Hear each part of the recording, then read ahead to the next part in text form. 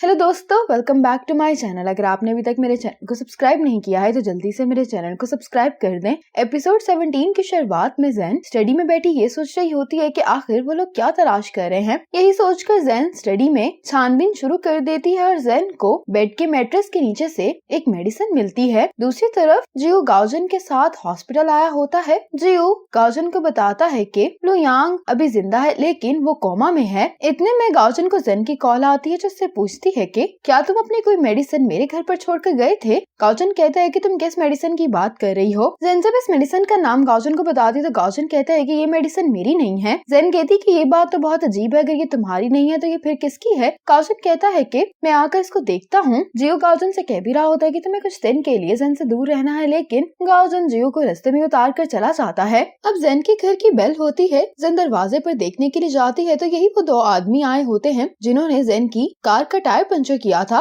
Zen इनको देखकर दरवाजा बंद करने लगती है, लेकिन ये दोनों जबरदस्ती ज़ेन के घर के अंदर आ जाते हैं। ज़ेन इनसे पूछती है कि आखिर तुम दोनों कौन हो। तो ये आदमी कहने लगता है कि मैं इस शहर की लोन कंपनी का मैनेजर हूँ। ज़ेन कहती है कि मुझे नहीं फर्क पड़ता कि तुम दोनों किसी भी कंपनी से आए हो, मेरा दोस्त यहाँ पर आने वाला है, इसलिए तुम दोनों यहाँ से चले जाओ, और अगर तुम लोग यहाँ से नहीं गए तो मैं पुलिस को कॉल कर दूंगी। तो ये आदमी कहने लगता है कि हम बैठकर बात करते हैं, तुम आखिर हमारे पैसे कब वापस करोगी। तो ज़ेन कहती है कि अभी तो मेरे पास कोई भी पैसे नहीं है। तो ये कहने लगता है कि तुम अपना घर और गाड़ी बेचकर हमें पैसे दे सकती हो। तो ज़ेन कहती है कि मैं अपने दोस्त को कॉल करके उससे कुछ पैसे ले लेती हूँ। ये अपना फोन पकड़ने लगती है, लेकिन ये आदमी ज़ेन का फोन पकड़ लेता है। इतने में ही ज़ेन के घर की बेल बजने लगती है। ये दूसरा आदमी देख कर आता है कि दरवाजे पर कौन आया। दरवाजे पर गाओजन आया होता है। ये आकर इस मैनेजर को बताता है तो साथ ही गाओजन की कॉल भी आ रही होती है जिस पर ज़ेन ने लॉयर लिखा होता है। ज़ेन कहती है कि मेरा दोस्त है और इसके पास पैसे भी हैं, और अगर तुम लोग कोई इलीगल काम नहीं करे तो फिर तो तुम लोगों को लॉयर का कोई भी डर नहीं होना चाहिए। तो ये सुनकर ये कहने लगता है कि तुम जाकर दरवाजा खोल कर आओ। अब गाओजन घर के अंदर आ जाता है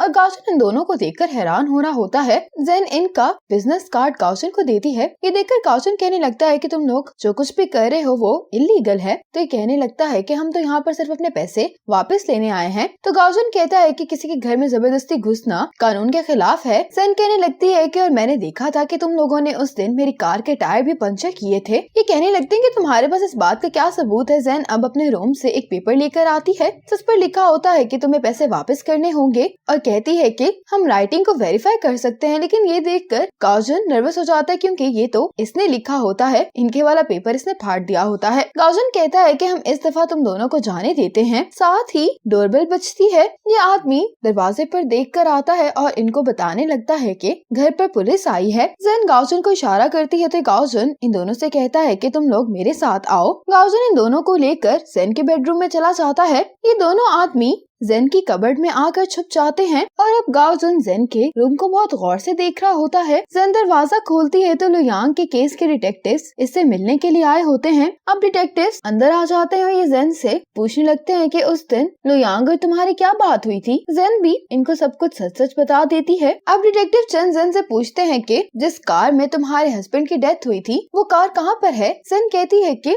उस टाइम पर मेरी हालत ठीक नहीं थी, इसीलिए मेरे रिलेटिव्स ने कार को इंपाउंड यार्ड में भिजवा दिया था क्योंकि कार की हालत बहुत ज्यादा खराब हो गई थी। डिटेक्टिव कहते हैं कि क्या लुयांग ने उस दिन तुमसे कार के बारे में कोई बात की थी। ज़ेन कहती है कि हाँ की थी, उसने बस मुझसे ये पूछा था कि मेरे हस्बैंड की कार अब कहाँ पार्क है। डिटेक्टिव शिंग कहती है कि आखिर तुमसे उसने ये सवाल क्यों पूछा था। तो ज़ेन कहती है कि मुझे नहीं मालूम, और पूछने लगती है कि क्या मैं आपसे पूछ सकती हूँ कि क्या हुआ है। तो डिटेक्टिव चेन कहते हैं कि क्या तुम लुयांग के घर से जाने के बाद बाहर कहीं नहीं गई। तो ज़ेन कहती है कि मैं इंपाउंड यार्ड गई थी। डिटेक्टिव चेन कहते हैं कि तुम वहाँ पर क्यों गई थी। ये बात सुनकर तो गाओजन भी हैरान हो जाता है। ज़ेन कहती है कि मेरे हस्बैंड की डेथ से ही उनका एक की पाउच गुम हो गया है जो हमेशा ही अपने पास रखा करते थे। उस दिन लुयांग ने कार का जिक्र किया तो मुझे लगा कि शायद मेरे हस्बैंड का की पाउच कार में हो सकता है, इसीलिए मैं वो की पाउच तलाश करने के लिए वहाँ पर गई थी। डिटेक्टिव पूछते हैं कि वो की पाउच किस तरह का दिखाई देता है। तो ज़ेन अपना सेम की पाउच ला कर डिटेक्टिव चेन को दिखा देती है। डिटेक्टिव पूछते हैं कि क्या तुम्हें वो की पाउच मिला। तो ज़ेन कहती है कि कार की हालत तो बहुत ही ज्यादा खराब थी, इसीलिए मैं इसमें कुछ ज्यादा सर्च तो नहीं कर सकी, और मुझे जब की पाउच नहीं मिला तो ये जानकर मैं अपसेट हो गई थी और फौरन ही वहाँ से चली गई। डिटेक्टिव चेन पूछते हैं कि तुम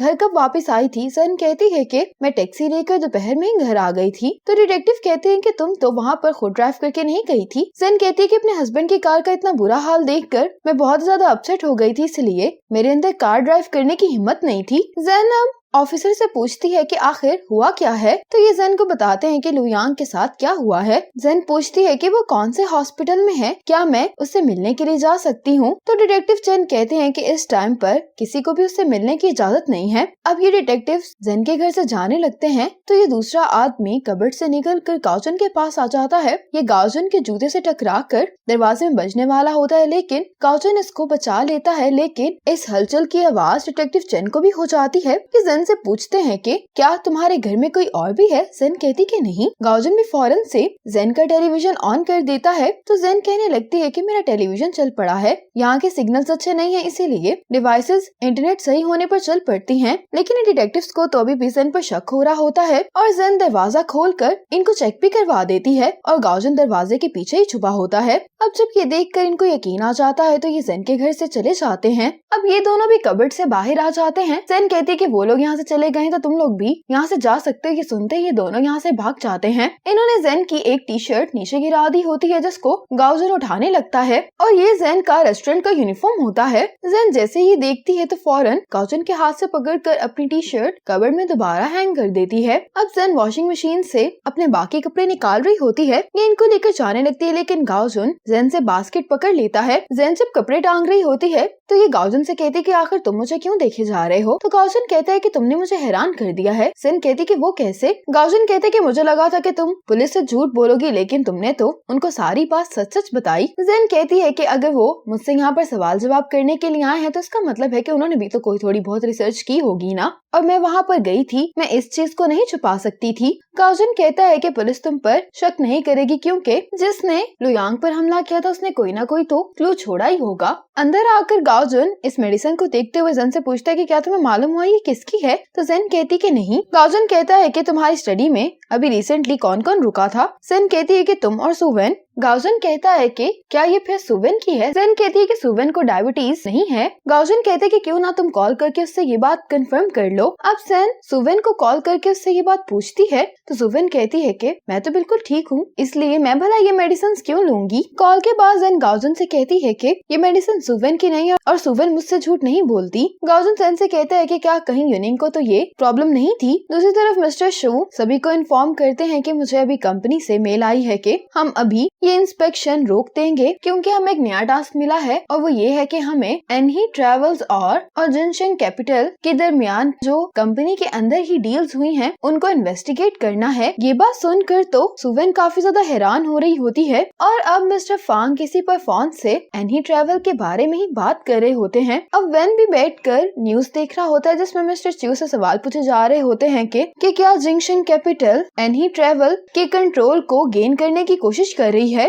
और एक रिपोर्टर पूछती है कि चेयरमैन किसको चुना जाएगा? तो मिस्टर च्यू कहते हैं कि शेयर होल्डर की मीटिंग में चेयरमैन की पोजीशन के लिए मुझे चुना गया है। ये न्यूज मिस्टर फांग मिस शेन के साथ देख रहे होते हैं। अब मिस्टर फांग को वेन की कॉल आती है जो इनसे कहने लगता है कि आखिर तुम क्या करने की कोशिश कर रहे हो? मिस्टर फांग फोन स्पीकर पर कर देते हैं। वेन कहता है कि हम लोगों का एग्रीमेंट इस बात पर हुआ था कि हम मिलकर पैसे कमाएंगे, लेकिन शायद अब तुम कुछ ज्यादा ही लालची हो रहे हो। मैंने माजी में कुछ गलत काम किए हैं, लेकिन अगर तुम यही सब कुछ करते रहे तो फिर मुझे मत इल्जाम देना उसके लिए जो मैं करने वाला हूँ। अगर मैं अपना सब कुछ हार गया तो तुम भी याद रखो कि तुम भी हार जाओगे। ये कहकर वेन कॉल बंद कर देता है, लेकिन मिस्टर फांग तो इसकी कॉल के बाद भी रिलैक्स ही दिखाई दे रहे होते हैं। अब गाओजुन भी टीम के साथ बोर्ड पर वापस आ गया होता है। ये सब लोग इसी मेडिसिन के बारे में बात कर रहे होते हैं कि आखिर वो किसकी होगी। गाओजुन कहता है कि वो यूनियन की हो सकती है। अब उसने ये बात जेन से क्यों छुपाई इसके बारे में किसी को भी नहीं मालूम। तो जियो कहता है कि ऐसा भी तो हो सकता है कि जेन ने तुमसे झूठ बोला हो। इसी मोमेंट पर एपिसोड 17 खत्म हो जाती है।